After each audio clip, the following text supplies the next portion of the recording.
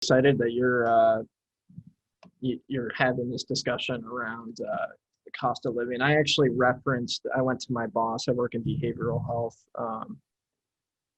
as like my day job, and the Tucson blockchain is more of a hope for the future, an entrepreneurial venture.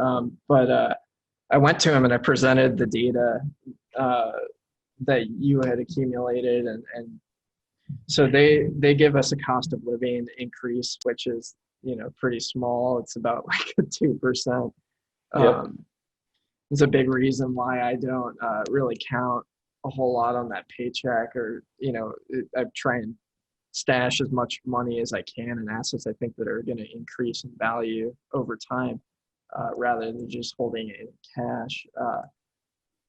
But it was funny, his reaction was he kind of laughed at me, and there's a lot of anger directed right now, specifically at people's employers.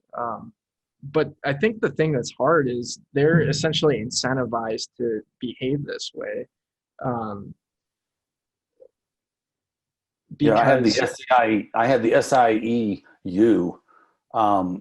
use the index for their negotiations, because I mean, anybody who's negotiating, and let's take your boss at what you do during the day, your behavioral science company, if they're looking you in the eye and saying, hey, I'm going to give you a 2% increase, well, you basically just lost 6% purchasing power each year.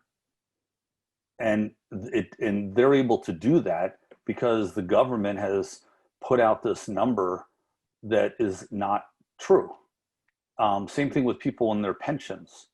So my in-laws retired from ConocoPhillips, and he gets a paycheck, but the increase is based on the CPI. So every year it goes up just a little bit. I mean, and that's why, his gifts to my kids have gotten worse all the time, and so on. I mean, it's a really terrible thing. But your employer, should really take to heart that what he's doing is making your life 6% more miserable.